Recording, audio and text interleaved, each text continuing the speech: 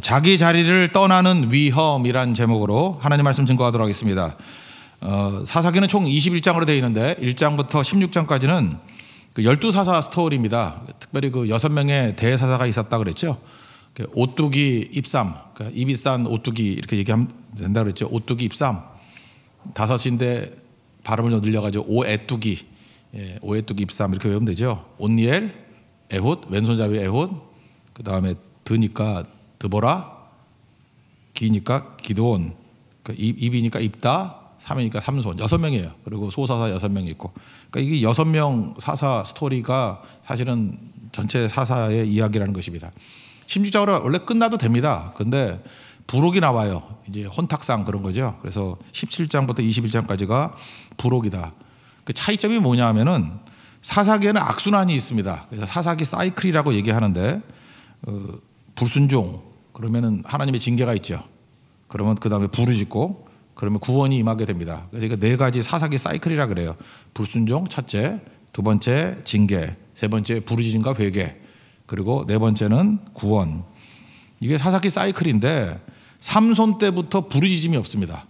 삼손 때부터 부르짖는 사람이 아무도 없어요. 회개가 없고, 그러니까 아무리 부르짖어도 동역자가 없어요. 그래서 삼손 혼자 뛰어서 뭐 여우하고 뛰었다 그러죠. 뭐 아무도 없다.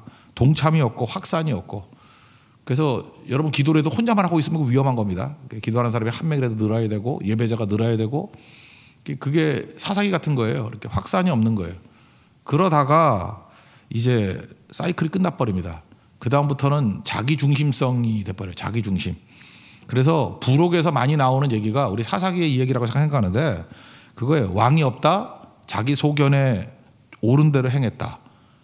이게 그 부록에서 4번 나온다고요. 그래서 핵심이 뭐예요? 이제 사이클이라는 거는 이게 어떤 균형이 깨져가지고 하나님께 갔다 멀었다 뭐 이런 게 있는 거 아닙니까? 근데 자기 중심성이 있으니까 중심이 자기니까 사이클이 사라져버린 거예요. 그러니까 자기가 왕이 돼버리고 자기 멋대로 행동하는 그런 시대가 되었다. 그러니까 소망이 아주 없다. 그러니까 하나님 없는 인생이 어떤 것인지를 보여주는 게 부록에서의 핵심이라는 것입니다. 그래서 오늘 첫 번째는 6절 한번 읽어봅시다. 6절 시작.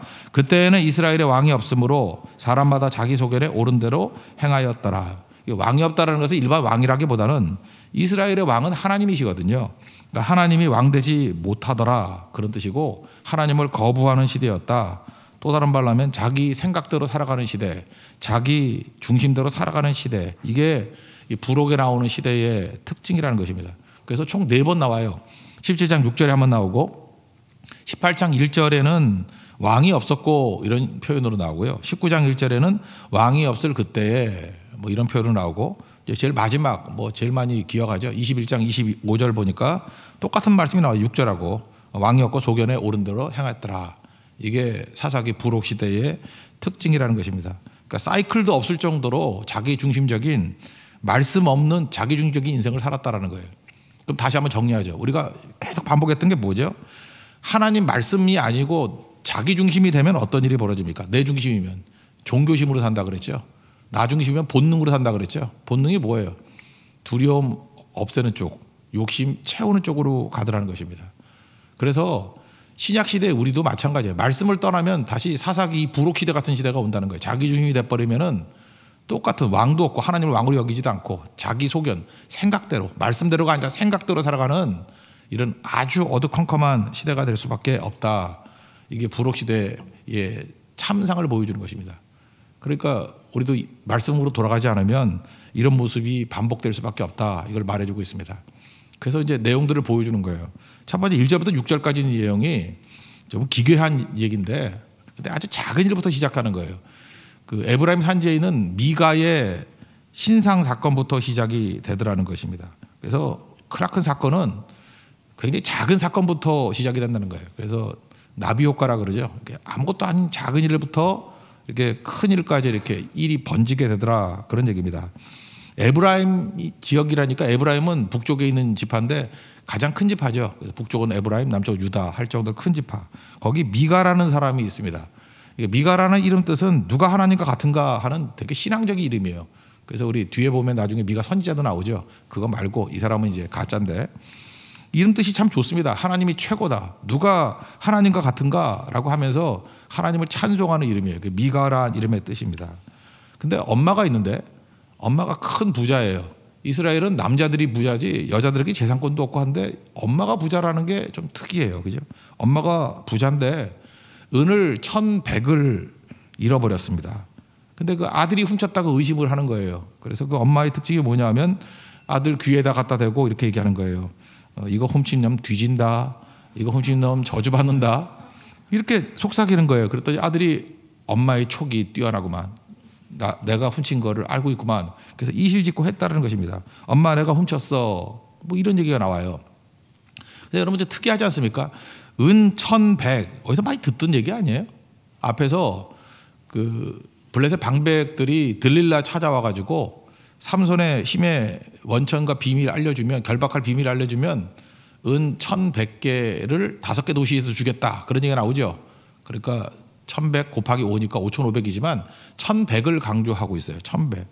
그때 제가 그런 말씀을 증거했을 거예요. 그 주석 같은 데 보면은 그게 100년 동안의 연봉이라고. 그래서 뭐 5천만 원 받는다 그러면은 그 한 50억쯤 될 거라고.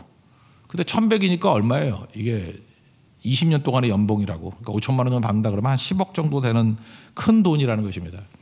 근데 이게 은으로 이걸 갖고 있다는 건 현찰을 갖고 있다는 거 아니에요. 캐시로 갖고 있다는 거 아니에요. 누가 이렇게 은 1,100을 현찰을 갖고 있는 사람이 있겠어요. 엄청난 돈인데. 그래서 은 1,100 그럴 때 이게 많이 듣던 얘기죠. 그래서 이 미가의 엄마가 들릴라가 아닌가 이렇게 예측도 해요. 제가 볼 때 상당히 뭐 근거도 있다고 생각을 합니다. 왜? 들릴라하고 하는 행동이 비슷해. 삼손도 무릎에 앉혀놓고 귀에다 대고 어디서 힘이 나와 그렇잖아요. 그죠? 그러니까 이 여자는 특징이 귀에다 대고 이렇게 말을 하는 게 버릇이라고. 그러니까 아들한테도 그러잖아요. 그죠? 훔쳐간 넌 뒤진다. 그러니까 이거 보면 좀 비슷한 것 같기도 하고.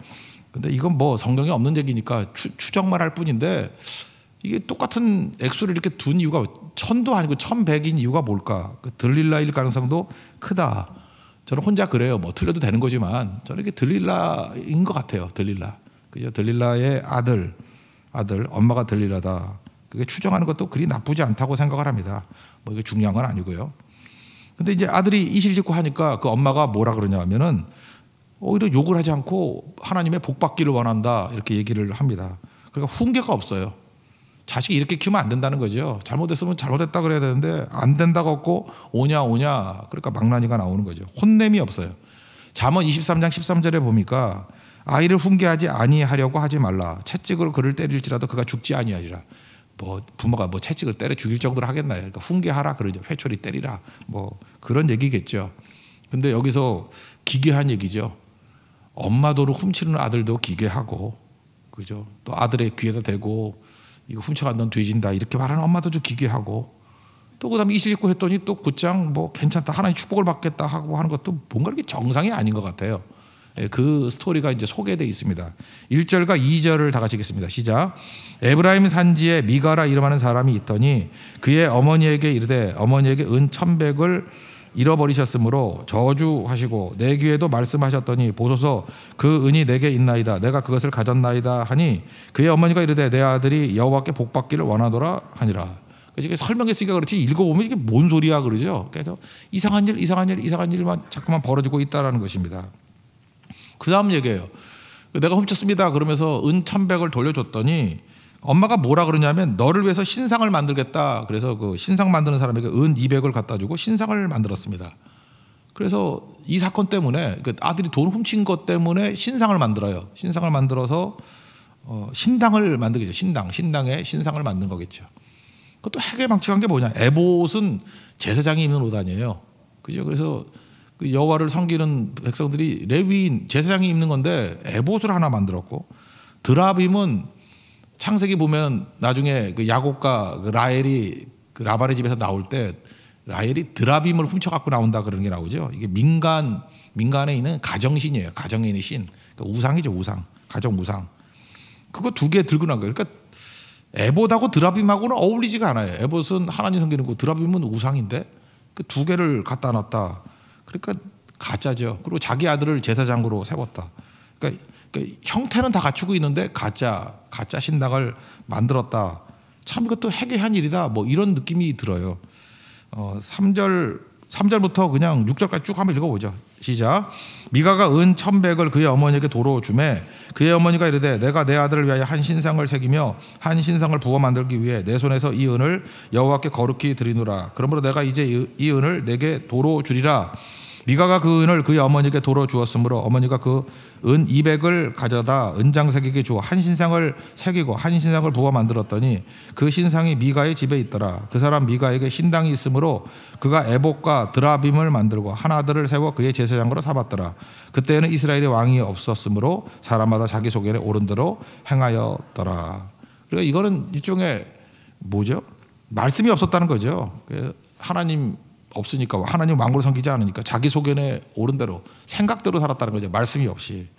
원래는 예배 드리러 어디로 가야 돼요? 실로라는 곳에 가야 되는데 가는 게 번거로웠던 것 같아요. 그죠? 번거로우니까 뭐 멀리 가냐? 그냥 우리 집안에 신당 만들고 여기서 예배 드리면 되지. 뭐 이런 거죠. 지금도 이 팬데믹 때문에 그런 거 많이 만연돼 있지 않습니까? 예배 드리러 가는 거 귀찮다. 이거 해보니까 되게 좋거든. 그러니까 계속해서 뭐 이렇게 비대면 예배나 드리고 뭐 그것도 뭐 필요 없으면 뭐 녹음기 뭐 하나 틀어놓고 뭐 하면 되는 거지. 잠깐만 이렇게 하더라는 거예요. 이렇게 했던 자들이 누구냐 하면은 남북 이스라엘이 갈라지고 난 다음에 북쪽에 그것도 에브라임이에요. 에브라임 지파의 여로보암이 예루살렘까지 가는 거 싫어. 그래서 만든 게 뭐예요? 단과 베델에 신당 지어놓고 여기서 예배 드리면 돼. 그렇게 말했던 거와 똑같다라는 거예요. 그 특징이 뭐예요? 그것도 편의성. 그러니까 편의성 따라가다 보면 이렇게 된다는 것입니다. 그러면서 복만 주시면 되는 거지. 뭐 예배야 대충 드리면 되는 거지. 이런 거라는 거예요. 근데 이들이 열정은 있죠. 열정과 형식은 다 있어요. 근데 뭐가 없어요? 말씀이 없어요. 성경대로가 없어요. 그러니까 자기 멋대로 드리는 거죠. 그러면서 느낌이 못돼요. 난 이게 편해. 오히려 이게 내게 은혜가 돼. 은혜가 된다는 표현이 뭐예요? 전부 다 내 마음이 편하다는 거예요. 내 마음이 위로가 되고 힘이 되고 간편하고 너무너무 좋아. 하나님 생각은 안 하고 말씀 생각은 안 하고 이거 별거 아닌 것 같이 보이는 것 같이 보이지만 이게 엄청난 거대하게 시작이 되더라. 이렇게 소개하고 있습니다. 야고보서 1장 15절 보니까 욕심이에요. 욕심하고 두려움 똑같은 거예요. 욕심이 잉태한즉 죄를 낳고 이 욕심 대신에 두려움이 들어가도 돼요.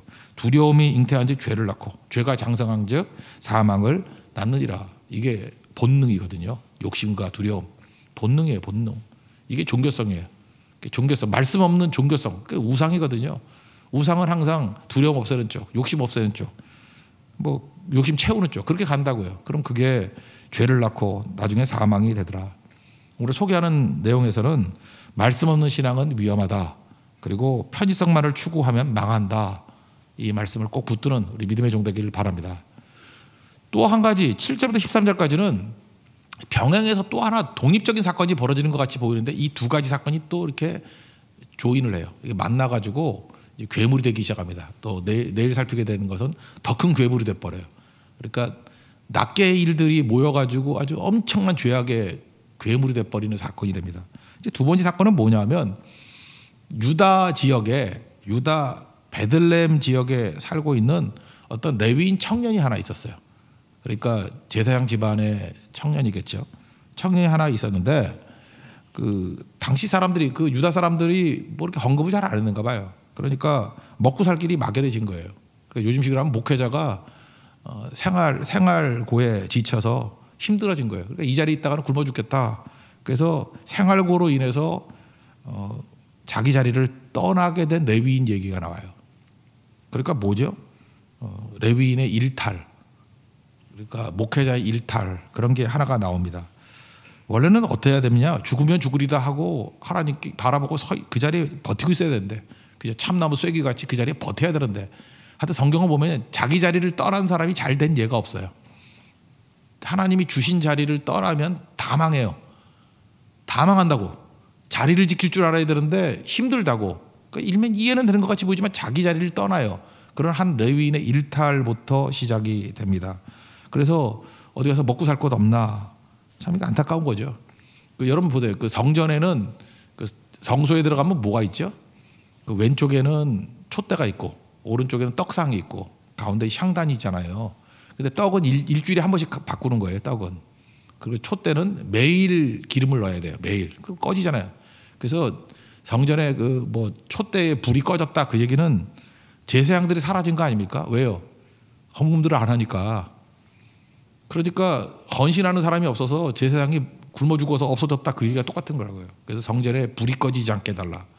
근데 이제 불이 꺼진 상황이죠. 그러니까 굶어 죽을 것 같으니까 본거지를 떠나서 어디 먹고 살 일 없나라고 떠돌이 신세가 됐다. 그러니까 떠돌이 레위인이 있었다. 그런 얘기입니다. 7절과 8절 읽겠습니다. 시작. 유다 가족에 속한 유다 베들레헴에 한 청년이 있었으니 그는 레위인으로서 거기서 거류하였더라. 그 사람이 거주할 곳을 찾고자 하여 그 성읍 유다 베들레헴을 떠나가다가 에브라임 산지로 가서 미가의 집에 이르매. 그러니까 마침 또 미가의 집에 이르게 되었다라는 것입니다. 근데 미가가 이 레위인 청년을 바라보면서 흥미로운 제안을 해요. 첫째는 묻죠. 너 어디서 왔냐? 그랬더니 유다 베들레헴에서 사역을 하던 레위인입니다. 근데 뭐 설명을 했겠죠. 내가 살 곳을 찾고 있습니다. 먹을 곳을 찾아 헤매고 있습니다. 그랬더니 미가가 잘 됐네. 지금 우리가 신당도 만들어 놓고 에봇도 있고 드라빔도 있는데 제사장을 자기 아들로 시켰더니 뭔가 좀 정통성에 문제가 있죠. 근데 이게 레위인이잖아. 딱 좋네. 너 우리의 개인 제사장 좀 해줬으면 좋겠어. 그렇게 얘기를 하는 거죠. 그래서 나를 위해서 아버지와 제사장이 되게 해달라. 처음엔 참 정중했죠. 아버지와 제사장? 그러니까 영적인 아버지가 돼 주십시오. 청년인데도 불구하고 영적인 아버지가 되게 해 주십시오. 제사장이 되게 해 주십시오. 이렇게 제안을 하니까 공손한 거죠. 그리고 생활비도 준다는 거예요. 은 10을 주고 의복 1벌 주고 먹을 것도 주리라. 그러니까 쉽게 말하면요. 사람이 많이 준다 그런 얘기고 대우가 좋게 해주겠다. 진짜 대우가 좋은 거예요. 그때 이 사람이 이제 생활고에 시달린 레위이니까 오케이 했습니다. 오케이 좋습니다. 그래서 미가의 제사장이 됐다. 그렇게 된 거예요. 그러니까 에봇 드라빔 이제 제사장까지 생기게 되었으니까. 근데 뒤에 보면 11절 같은 데 보면요. 그 청년을 나중에 보면 아들이 하나같이 여겼다 이렇게 하는 얘기가 나오거든요. 처음에는 뭐 아버지와 제사장 삼겠다 그러다가 나중에는 바뀌어버리죠. 뭐예요? 그 신앙의 사유와 가끔가다 이런 사람들이 있어요. 무슨 자기 개인 돈으로 교회를 세운 사람 있잖아요. 세워놓고 난 다음에 목사들을 무슨 월급쟁이 같이 불러다가 또 잘라버리고 불러다 잘라버리고 그래서 이 교회는 내가 주인이야. 이게 딱 미가의 신당 만들어가 똑같은 얘기거든. 근데 그렇게 될 수 있어요. 그래서 교회는 개인이 튀면 안 돼요. 다 여러 사람들 그냥 모든 성도의 헌신에 의해서 세야 되는 거지. 개인이 너무 과도하게 튀거나 뭐 이거 내 거다, 뭐 우리 집안이 세운 교회다, 이거 별로 안 좋은 것 같아요, 그죠? 이렇게 돼 버렸다는 거예요. 그래서 목적은 뭐예요? 우리 가정에 복을 주시면 된다. 하나님께서 복 주시면 된다. 그러니까 기복 종교로 흐르게 되었다. 한번 쭉 읽어봅시다. 9절부터 13절까지 내용입니다. 시작. 미가가 그에게 묻되 너는 어디서부터 오느냐 하니 그가 이르되 나는 유다 베들레헴의 레위인으로서 거류할 곳을 찾으러 가노라 하는지라. 미가가 그에게 이르되 내가 나와 함께 거주하며 나를 위하여 아버지와 제사장이 되라. 내가 해마다 은 10과 의복 1벌과 먹을 것을 주리라 하므로 그 레위인이 들어갔더라. 그 레위인이 그 사람과 함께 거주하기를 만족하게 생각했으니 이는 그 청년이 미가의 아들 중 하나같이 됨이라. 미가가 그 레위인을 거룩하게 구별하며 그 청년이 미가의 제사장이 되어 그 집에 있었더라. 이에 미가가 이르되 레위인이 내 제사장이 되었으니 이제 여호와께서 내게 복 주실 줄을 아노라 하니라. 그러니까 신당 만든 목적이 뭐예요? 내게 복, 내게 복 그랬다는 것입니다. 이제 우리 집 신당은 정통성이 있어. 정식으로 신학대학원 나온 사람이 목사로 왔어. 내 아들 중에 하나 대충 세운 거 아니야. 짝퉁 아니야. 진짜야. 그러니까 형식적으로 다 채우고 막 그랬다는 거죠. 근데 한번 보세요. 이 레위인은 그 레위이니까 하나님의 말씀의 뜻이 이게 아니라는 거 알았겠죠. 알았는데도 불구하고 타협하지 않았습니까? 그 이제 말씀을 떠나가지고. 그러니까 레위인이 정신 나간 거지. 미가가 이렇게 한다 할지라도 당신이 잘못하는 겁니다. 하나님께서 이렇게 하는 거 아니라 그랬습니다. 그죠? 실로 가서 예배드려야 되지. 이 가정에서 이게 뭐 하는 짓입니까? 이렇게 얘기하더런데 그냥 먹을 거 준다 그러니까 이렇게 타협하게 됐다는 것입니다. 나중에 보면 이 사람이 누구냐 하면 요나단이라는 사람인데 모세의 손자예요. 모세의 손자. 그거 한번 넘어가서 한번 읽어볼까요? 18장 30절. 한 장 넘어가서 읽어봅시다. 이 사람이 이 레위인이 누구냐면 모세의 손자라고. 30절 다 같이 읽겠습니다. 시작. 단 자손이 자기들을 위하여 그 새긴 신상을 세웠고 모세의 손자요 게르솜의 아들인 요나단과 그의 자손은 단지파의 제사장이 되어 그 땅 백성이 사로잡히는 날까지 이르렀더라. 여기 밑에 보니까 모세 대신에 므낫세라고 나온 게 있죠. 히브리 알파벳은 전부 다 뭐로 돼 있어요? 그 자음으로만 돼 있잖아요. 그래서 이거 우리 한글 성경 번역한 게 마소라 사본인데 마소라 학자들이 모세의 손자라는 걸 좀 숨기고 싶은 거야. 이렇게 쓰면서 모세가 정말 존경에 맞지 않는 그 어떤 율법의 조상인데 아니 모세의 손자가 이게 말이 돼. 그래가지고 그렇게 점 하나를 더 찍은 거예요. 그러면 이게 므낫세가 돼버리거든. 근데 나머지 모든 사본들은 다 모세의 손자로 돼 있어요. 그러니까 그 숨기고 싶은 마음이 있어서 이렇게 했다. 이 정도로만 이해했으면 좋겠어요. 이건 마소라 사본에 의한 거니까 뭐 더 중요한 건 아닙니다. 그 정도로 이 성경학자들이 가슴 아파한 거예요. 그죠? 모세의 손자가 이 꼴이 뭐야. 그래서 될 수 있으면 이걸 좀 숨기고 싶어가지고 그죠? 그렇게 말할 정도로 모세 후손 가운데 이름도 요나단이에요. 처음에 이름 숨기려고 그러다가 나중에는 마지못해 이제 표현한 거죠. 모세 손자가 이 꼴이 됐다. 그게 뭐야? 하나님 말씀 떠나서 생활고에 찌들려 가지고 이단의 괴수가 돼버렸다. 이단의 제사장이 돼버렸다. 이런 거죠. 우리나라에도 이런 거 있죠. 안중근 의사 있지 않습니까? 1909년에 그 어디죠? 하얼빈역에서 이토 히로부미 뭐 쏴 죽인 그죠? 우리 애국지사 아닙니까? 그러면 얼마나 훌륭하신 분입니까, 그죠? 사상을 가지고 어떤 애국심을 가지고 안중근 의사 누구나 다 좋아하잖아요. 근데 그 아들 얘기는 안 하잖아요. 아들 얘기. 아들이 안준생이라고 친일파가 돼버렸어요. 안중근 의사의 아들이. 그죠? 그 사람이 그 했던 유명한 얘기 있잖아요. 그럼 나들 어쩌란 말이냐 그런 얘기가 했다고. 1939년에 그러니까 아버지 죽은 지 30년 지나서 그때 아마 그 친구도 나이가 30대일 거예요. 30대 그 이토 히로부미의 아들이 이토 분키치인데 이토 아들 그 안중근 아들이 둘이 만나가지고 조선호텔에서 우리나라 지금 조선호텔 똑같아요. 그 자리 조선호텔에서 아버지 대신 사과한다 그랬어요. 그거를 일제가 대대적으로 홍보했어요. 대대적으로. 안중근이라는 그 존재가 엄청 컸거든요. 그래서 안중근의 아들이 사과했다. 안중근의 정통성이 없다. 뭐 이런 식으로. 그리고 조선 총독 양아들 돼버렸어요. 이 안준생이. 그죠? 용돈 받아 쓰고. 아, 진짜 창피해 죽겠어. 이건 진짜 모세의 손자 요나단 같은 일이죠. 나중에 하도 주변에서 욕을 하니까 그렇게 나를 호부 견자라 하더라. 그러니까 호랑이 아비의 개자식이라. 호부 견자. 그래서 조선 사람들이 전부 다 저가 호부 견자라 그랬어요. 호랑이 아버지 안중근의 개자식이라고. 견자라. 그러면서 그럼 나들 어쩌란 말이냐 하면서 사실 또 일면 들어보면 또 호소력은 있어요. 아버지가 이렇게 애국지사로 죽었으니 아버지는 나라의 영웅이지만 우리 가족들은 그 큰아들도 어려움 당해서 죽고 집안이 다 풍지박산이 났거든요. 가족에겐 재앙이었다. 자기도 아는 거예요. 나는 매국노지만 나라에는 재앙이지만 가족에겐 영웅이었다. 그리고 1951년에 한국전쟁 그 당시에 또 죽어요. 이런 거 바라보면서 그래요. 우리 가정으로 놓고 본다 그러면은 그렇죠. 저희 할아버지도 이렇게 순교하시고 나니까 우리 가족이 되게 어려웠다 그러더라고. 할머니가 좀 약간 무능하시기도 했고 굉장히 고생했대요. 굶는 일이 너무너무 많았고. 그러니까 뭐 하나님 나라에서는 잘 될지 모르지만 가족에겐 재앙같이 보이는 거죠. 어려워질 수도 있는 거죠. 그러니까 안준생 얘기를 또 들어보면 이해도 된다고요. 그러니까 우리가 우리 일상으로 돌아오면은 이해가 된다니까요. 다 이해가 되는 일인데 그 신앙 팔아먹고 하나님 팔아먹은 일이 돼버리잖아요. 그게 안준생이고 사실 돌아가보면 모세의 손자인데 굶어 죽으란 말이냐. 똑같이 안준생 같이 얘기하면 그러죠. 그럼 나들 어쩌란 말이냐. 그게 아마 게르솜의 아들 요나단의 얘기인 것 같아요. 모세의 손자. 그렇다면 우리에게도 마찬가지죠. 이 땅을 살아가면서 신앙생활 하다 보면 뭐 죽기만 하겠습니까?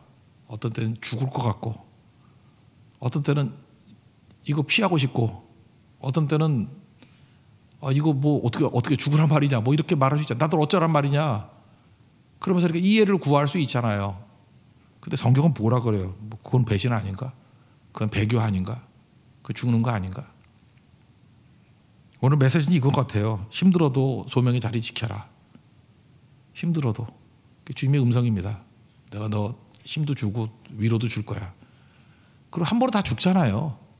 그래서 주를 위해서 일사각오하는, 죽기를 각오하는, 오늘 힘드신 분들 위로도 중요하지만 어떤 때는 내가 죽어야 될 자리에서는 죽는 것, 좁은 길 가야 될 곳에는 좁은 길을 갈 줄 아는 그런 믿음의 종 되기를 바랍니다. 생각이 아닙니다. 말씀입니다. 말씀이 우리 살린다는 것, 그 길 걸어가는 모든 우리 예수님의 제자들 되는 축복이 임하기를 기원합니다. 자리에서 일어나겠습니다. 말씀 앞에서 찬양하겠습니다.